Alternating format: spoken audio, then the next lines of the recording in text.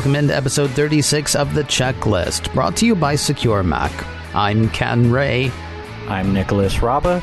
And I'm Nicholas Tachek. We are only halfway through spring 2017 here in the States, and yet the season has already seen a lot of news-making malware. Now, we don't want everybody to worry, but we do think everyone needs to know the types of threats out there because, as G.I. Joe taught us, knowing is half the battle. On today's checklist, we'll break down the latest developments and cover what you do need to know and, where possible, how you can protect yourself. Now, 5 bits of trouble on today's list. The powerful new Mac malware OSX.doc, that's D-O-K. The open source variant OSX.bella.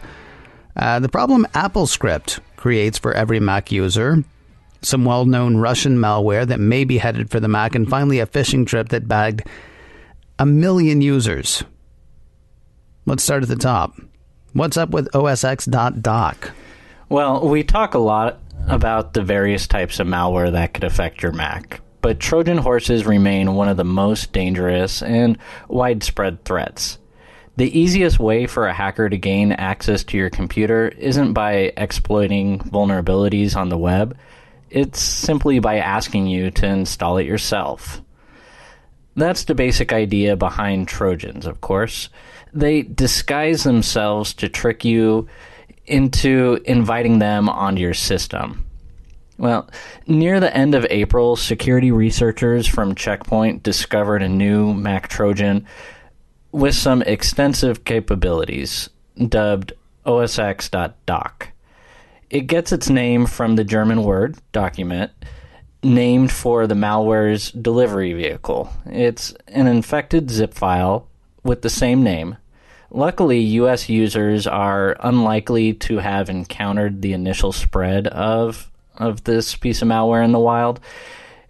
Its impact was largely limited to European users, and Apple was quick to revoke the developer certificates used by the hackers. So, what does it actually do? Rather than trying to target users by offering a deceptive download through a website, Doc spreads via a sophisticated email phishing scheme. The attacker attached a zip file containing the malware to emails containing text designed to concern and dismay the user. In Check Point's research, for example, one German user received a message claiming there was a problem with his taxes. The email then encouraged the user to download the attached file for further information. To some, this might sound suspicious right away, but it can be tough to tell the difference between a real email and a fake one. So, let's say you download the file and unzip it. Now you have a file called document, that's with the K, on your Mac. A savvy user might immediately recognize that it doesn't use the right icon at all. In fact, the outdated thumbnail it uses has clear pixelation issues. It's a poor effort on the attacker's part, but unfortunately this tell isn't always enough. What if you tried to open the so-called document now?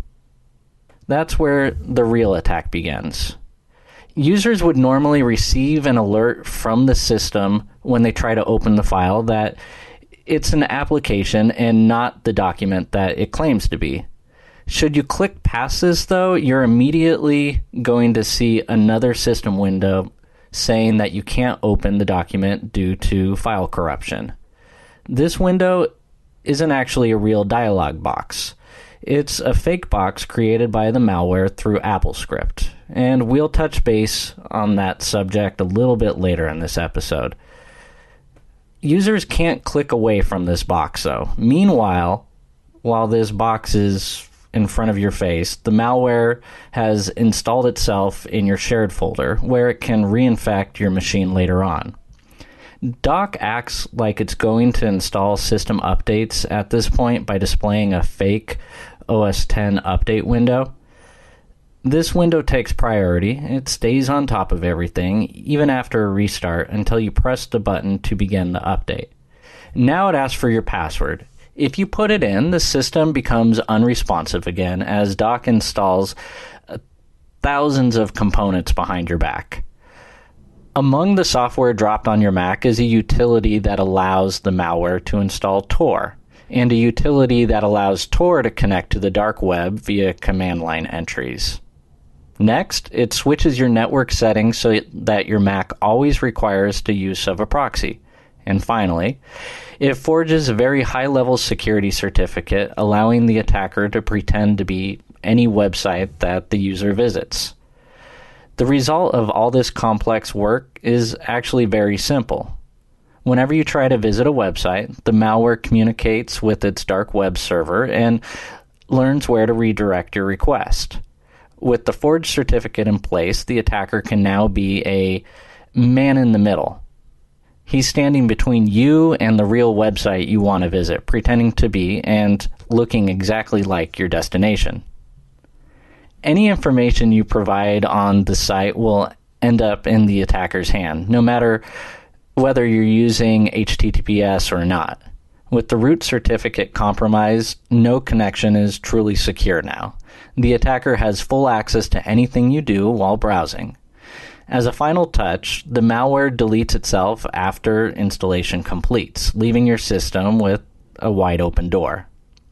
As we mentioned, Apple has already revoked the stolen developer certificate that let this Trojan fool Macs into allowing it to run as a legitimate piece of trusted software.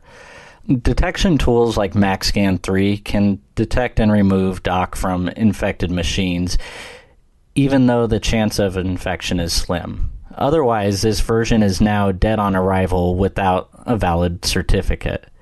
That's the good news. The bad news is others have already created variants based on the general OS X doc framework. So talk to me about this OSX.Bella variant. Yeah, this was found just a few days after doc. Researchers at Malwarebytes encountered a Trojan that uses the same structure of doc to deploy an entirely different payload.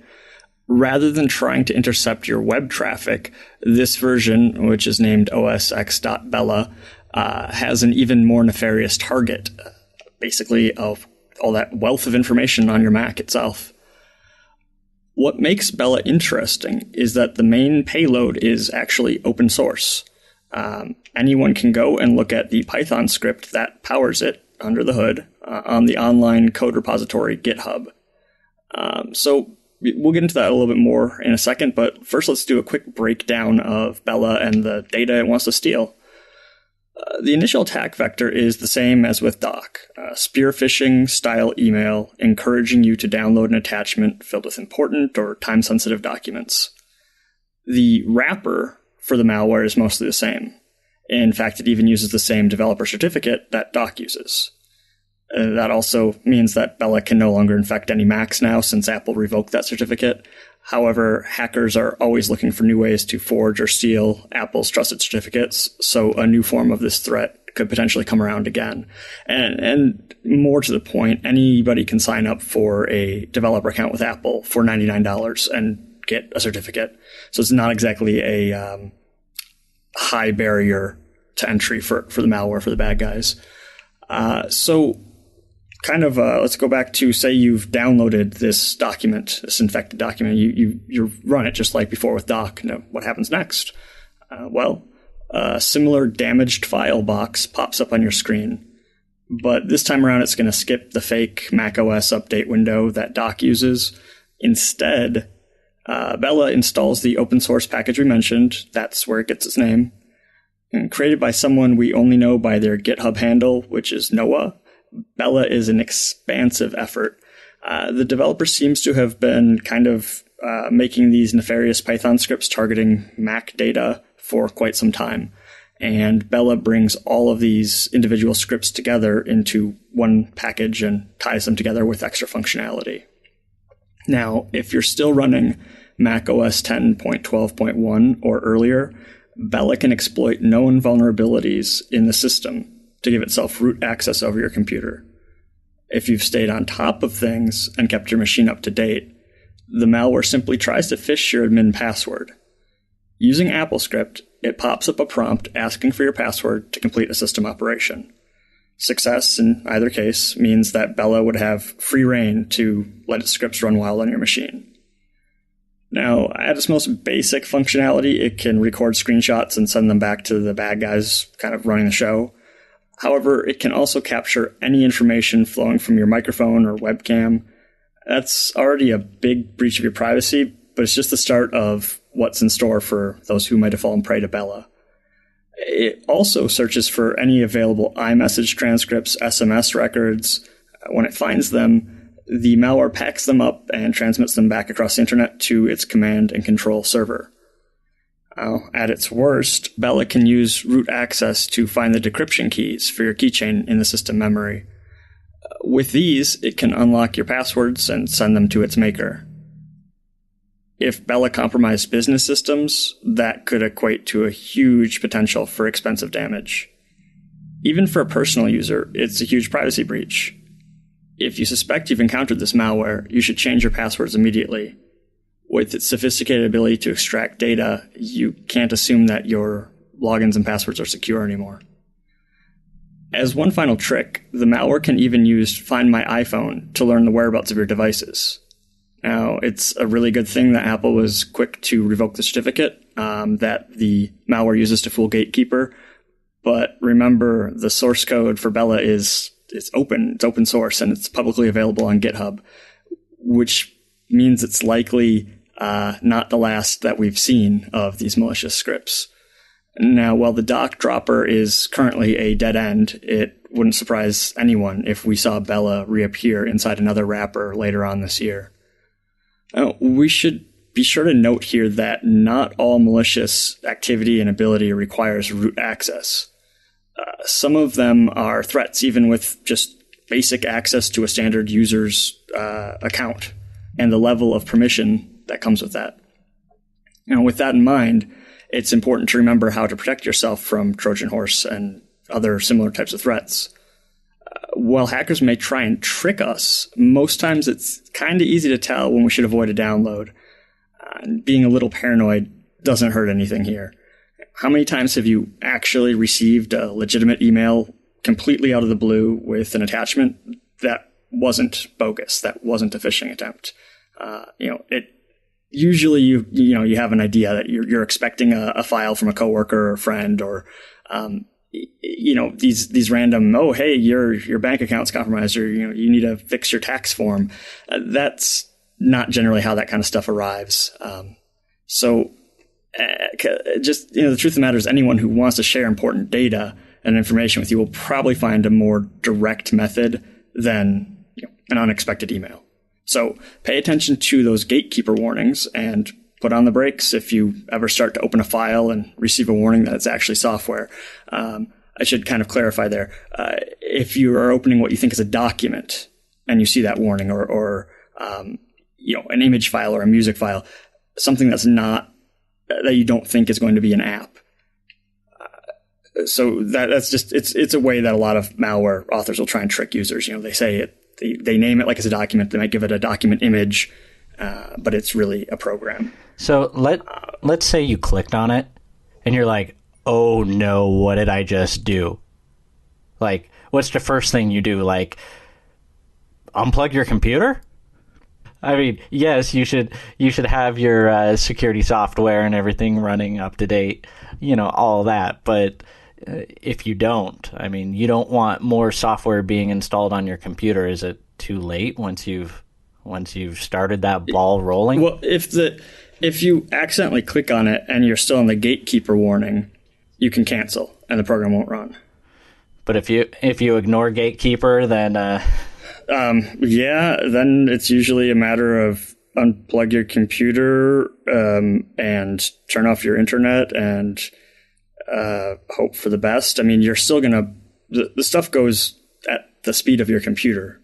Some of this will take a little bit longer to install when we're talking about thousands of components with something like Dock, but it's not going to take a half hour or anything like that. It's not the timing there isn't really going to make too much of a difference.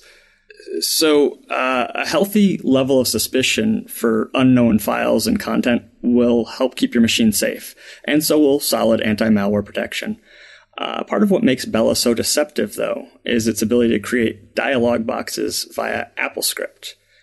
We mentioned this when discussing Doc, and it's showing up again here. So, yeah, I mean, this kind of surprised me because AppleScript is something that's actually built into the Mac operating system. I mean, what is the problem that AppleScript creates for the Mac user? Well, let's start with the basics. What is AppleScript? AppleScript is a programming language that's been bundled into the Mac since the early 90s. The idea is to provide users with an easy, understandable way to extend the system functionality by coding in plain English. For example, you might need to change the file name of a bunch of music files you imported from an old CD collection. You could write an AppleScript program to rename them as a batch according to certain rules. Another example might be gathering input from the user to execute a search or return a specific type of response. The coding only takes a few minutes, and then in a few seconds, you could do a task that might have taken hours otherwise. It's a powerful tool, but unfortunately one that could also suffer from abuse due to the way that it can use the Mac GUI, or the graphical user interface, what you see on the screen. The problem is, AppleScript not only allows you to interact with the system, but also with a ton of other programs as well. You could create a short program to help organize bookmarks, or to instruct your web browser to react to a system event of your choosing. This type of usage isn't a problem. AppleScript can customize the window or dialog box you create, including what icon and title to use for it. The result is a dialog that one might easily mistake for a real prompt by the system. This is the method that allows Bella to phish passwords from the user. In fact, it's very easy for someone to create a series of dialogues in AppleScript that closely mimic what you'd expect the actual system to do and look like. In a write-up about this problem by Duo Security, they pointed out that a clever hacker might even create a series of AppleScript-powered dialogues to fool users into giving up a password to use Touch ID on new MacBooks. So, how can you tell when you're looking at a fake window? Unfortunately, there isn't a surefire way to know for certain. With the right icon and header, there's really nothing to distinguish it from a legitimate prompt that you'd see in the system. However, English isn't always a malware author's first language. You might see typos or other errors that could tip you off. Overall, though, you'll need to rely on good old-fashioned caution and vigilance. Until Apple comes up with a way to prevent misuse of this feature, the danger will remain for every Mac user. When you encounter a dialog box you didn't expect, ask yourself a few questions. First, did I do anything that would logically make this box appear? Second, is this the kind of program that usually prompts me for things? iTunes asking for authentication out of the blue is a good example of something you wouldn't normally encounter. A program that never prompts you for information would be even more suspicious. In a very recent example, the popular video encoding software Handbrake had one of their download servers compromised. The hijackers infected the legitimate app with their own Trojan. The app downloaded and installed exactly as expected, but when the user ran it, the Trojan would ask for administrative privileges. This is not something Handbrake would normally ask for or it would need. Handbrake has since cleaned their download servers so users don't have to worry about this issue as of May 6. But again, be on the lookout for apps asking for permission when they wouldn't normally need them. And one final question. Is there any good reason this program needs a password? Most of the time, the answer is no. That should tell you everything you need to know about the dialog box's legitimacy. If you avoid malware infections in the first place, it's not a problem. But the reality is that misuse of AppleScript poses a potential threat to every Mac users. And we'll be watching to see how Apple takes steps to fix these type of problems.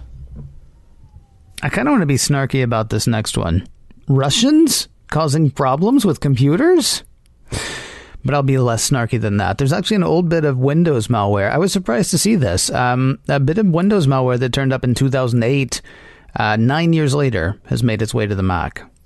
Yeah, another one of those instances showing that the Mac has become a valuable target for people looking to hack Mac users and steal their data.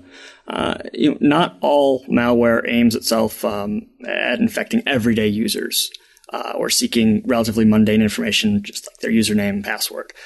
History has shown us several examples of malware that is deployed as a tool of sabotage, as was the case with the Stuxnet worm.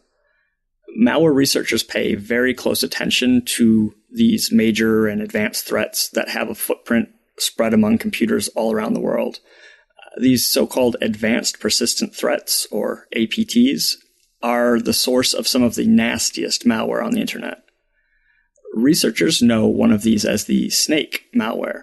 It's also sometimes called Turla, after the APT presumed responsible for it, and others know it as Ouroboros, which is the snake that's stuck eating its own tail forever. Whatever we call it, it's a very powerful spyware rootkit with the capability to exert huge control over an infected system. And now, up until very recently, it was mostly found on Windows machines, though it had also been seen on Linux machines as well. Most of the targets of these attacks in the past were government or military computers. For example, the Belgian government suffered a snake infection at one point, and computers in the US have also been known to be infected. Snake has also been discovered snooping on computers inside the Ukrainian government. So it shouldn't come as any surprise that most researchers are tying Snake to Russian government entities. So what does this Windows malware have to do with Macs? Well, unfortunately, it seems that efforts may be underway to develop a working version of this spyware kit for macOS. Researchers from Fox IT found a developmental version of Snake using a fake Adobe Flash Player update as a dropper. That is a very common trend. Adobe is kind of, Adobe is frequently used because it's so prevalent. People just assume, oh yeah, that Adobe update, I saw one last week. It's time for another one. Not this case. It works very similarly to Doc. Snake is usually distributed via phishing emails with an attachment. Again, should be a red flag all by itself. When have you ever updated your software through an email attachment? Snake also uses a stolen certificate to bypass Gatekeeper. However, the version that was analyzed by Fox IT was clearly a non-functional test version. Several areas in the code still contained placeholder values.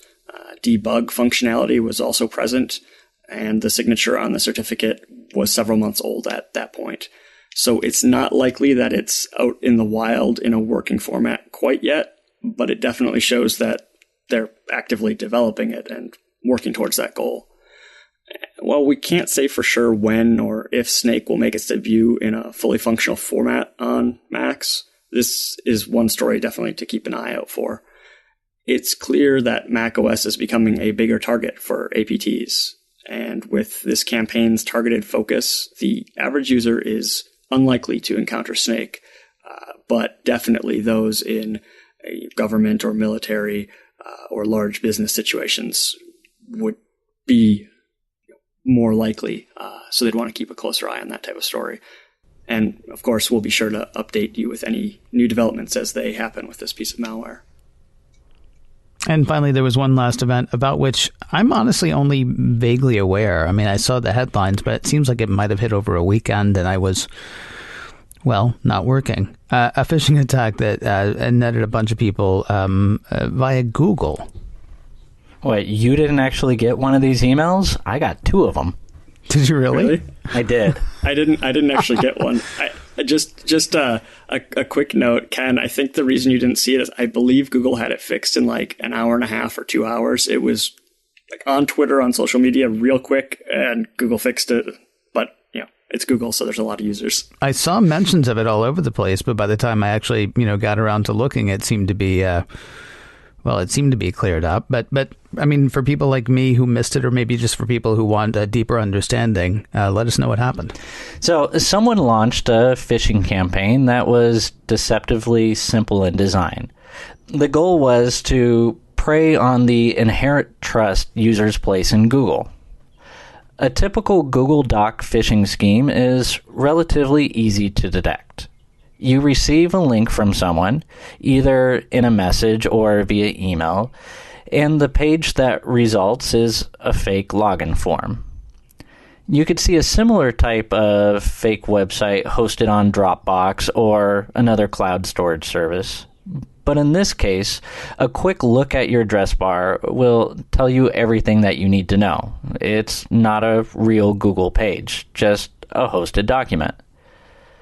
The attack that made waves recently, though, was very different. First, you received an email from a friend on your contact list with the typical message about sharing a Google Doc with you. Inside the email is the View on Docs button, but upon clicking, you don't arrive at the document. Instead, you're taken to an actual Google authorization form because you're interfacing with a web app deceptively named Google Docs. The message you see after selecting which account you're using is something you might normally expect. Google Docs would like to read, send, delete, and manage your email. Well, you might not expect that particular message, but we've all granted other types of access to legitimate apps to help us manage our email or extend Google's functionality. But it also asks to manage your contacts. So if you click accept, suddenly you've given this app free reign over your entire email account. It can now use it to bombard your contacts with the same link while using your account to send the spam. If you were a victim of this attack, revoking access is easy. Just visit the page from your connected app in your Google account and remove the fake Google Docs app. Google has since blocked this app, but the actual issue remains. The only way to see right away that the app is not legitimate and using a fake name is to check the developer of the app. Unfortunately, even though it only takes one click on the authorization page, it's not an intuitive element of the user interface and is very easy to miss. That makes it all too easy for someone clicking quickly and following a typical pattern of behavior to grant access to a malicious or deceptive app accidentally. Google was warned years in advance of this particular attack vector. Hopefully, the high-profile nature of this event will spur some sort of action towards better securing the app authorization process. Putting an end to the ability for third-party developers to use names like Google Docs would be a good first step. At the same time, this is another good reminder to always pay close attention to what you're authorizing. Whenever an app wants access to something in your Google account, review its request very closely. It can't falsify what it wants to access, at least. Click on the name of the app to see the developer and verify that they're trustworthy. These simple steps can help us prevent another widespread problem like this. We cover a lot of information on every episode of the checklist. So I want to remind you, there is a place that you can always go back and look a bit more in depth. Because I know how podcasts work. You might be doing something else. You might be driving. You might be, washing the dishes. Any number of things you might be up to. If there's anything that you feel like you missed or you just want more information, we do have show notes for every episode of this show. You can find those at securemac.com/checklist. Again, that's notes for this show as well as previous shows and future shows as they come. And you might also want to turn friends or family members onto it as well, because you've got friends or family members who may have some security questions too. You're good, but you can't cover all of it. We can't cover all of it, but there's a ton of information. in our show notes. So securemac.com/checklist is the place to do that. If you have problems, if you have questions, if you have security concerns, if you have a topic you'd like to hear us hit, if you have feedback for the show, all of this is leading to an email address. It is checklist@securemac.com. That again is checklist@securemac.com. And if you can't remember that, do remember this. You are listening to The Checklist by Secure Mac. And we'll talk to you next week.